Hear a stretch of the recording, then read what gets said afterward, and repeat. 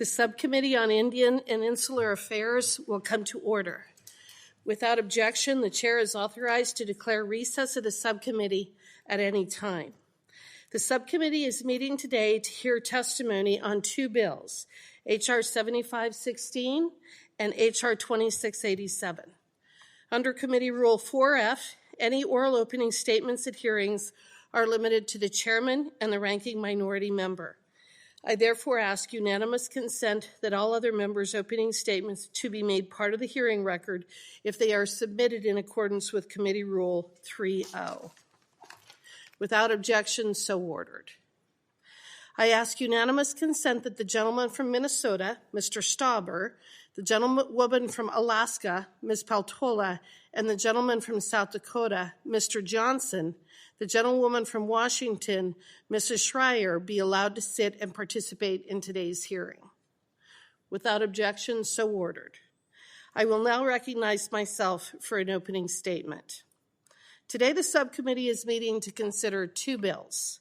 First, we have H.R. 7516, the Purchased and Referred Care Improvement Act of 2024, sponsored by Representative Dusty Johnson. This legislation would amend the Indian Health Care Improvement Act to hold the Indian Health Services, or IHS, completely and fully liable for payments for authorized purchased and referred care, or PRC, services instead of the patient.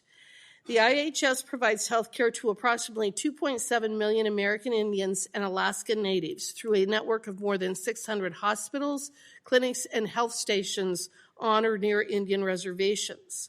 When IHS cannot provide a needed health care service for a patient through this network, the PRC program allows a private provider to give needed care and then bill IHS for it.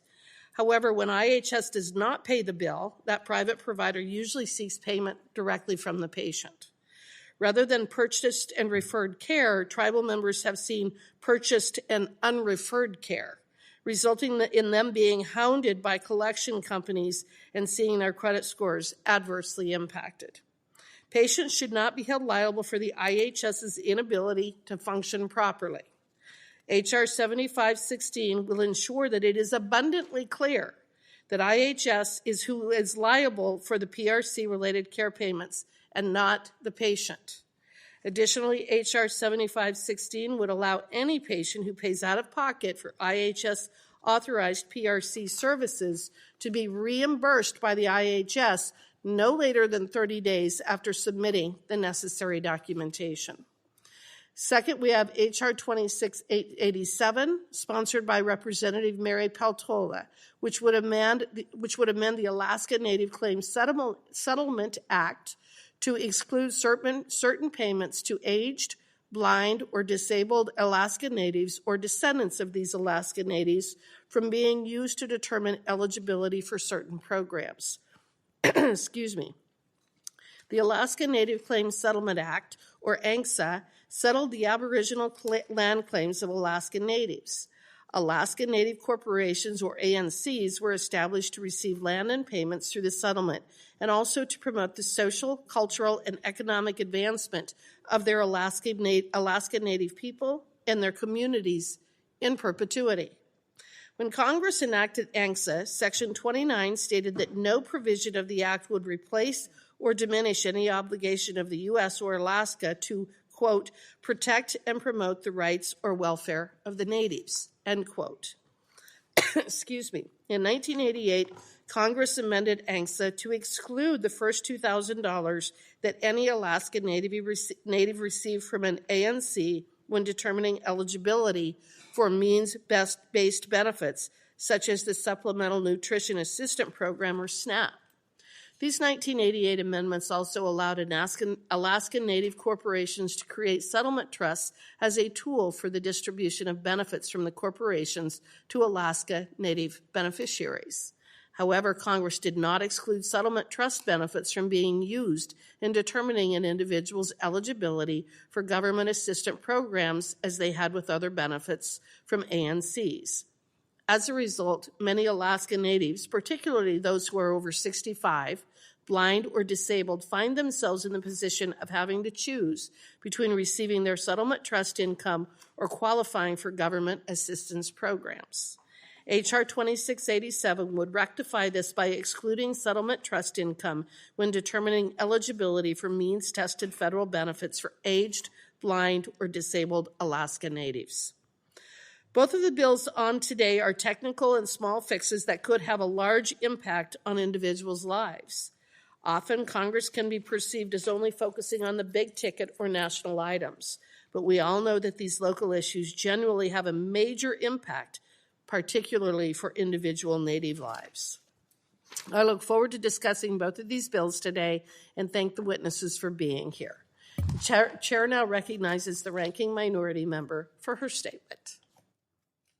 Good afternoon, everyone, and thank you so very much for being here to share your stories. I know you have come a long distance, and that it is important that we on this dais and throughout Congress hear the stories of how you are facing these struggles, what your communities are doing to overcome some of the barriers that Congress is actually responsible for. So thank you for sharing that with us. I want to thank the sponsors of the two bills that we will be hearing today because they are good bills. They are fixes to a problem that Congress can take care of, and I'm glad we are moving forward.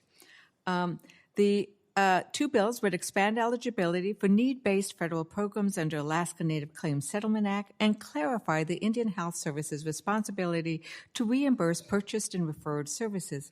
As we heard, ANCSA was passed in 1971 to address land claims in the state of Alaska.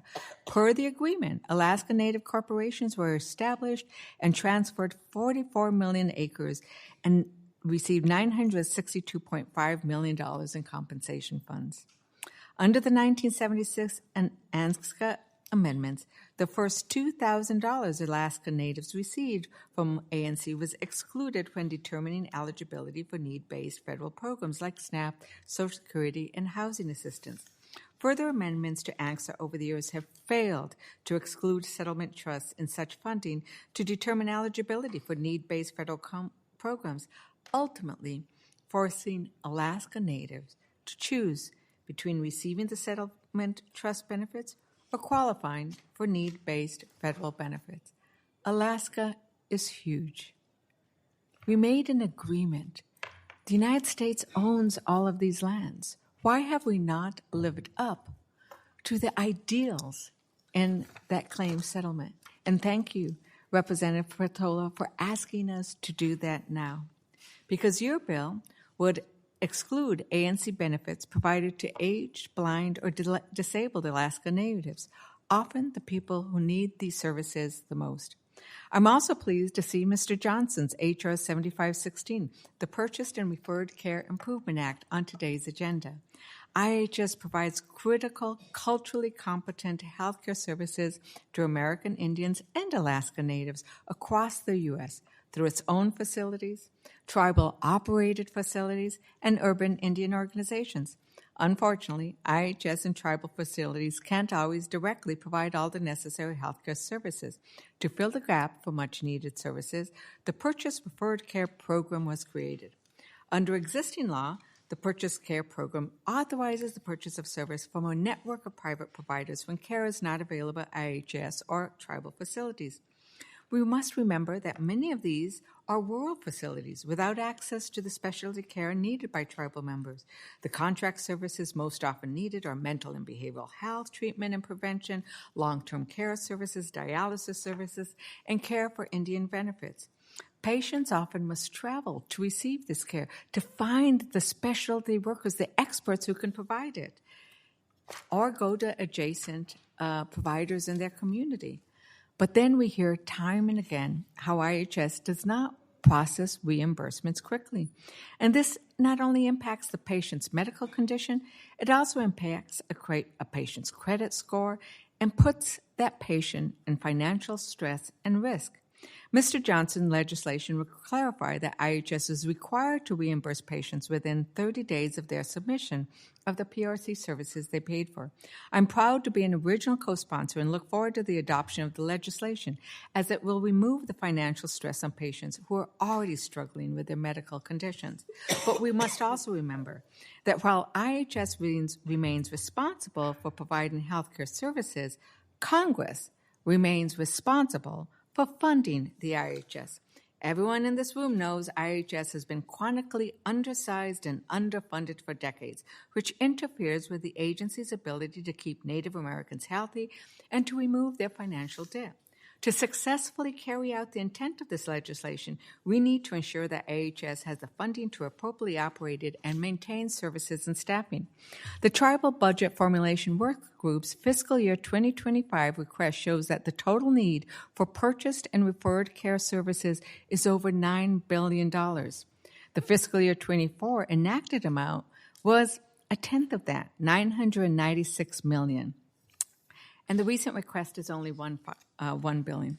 I know we will be holding budget hearings in the coming weeks, so I implore my colleagues to remember what our witnesses will be telling us today.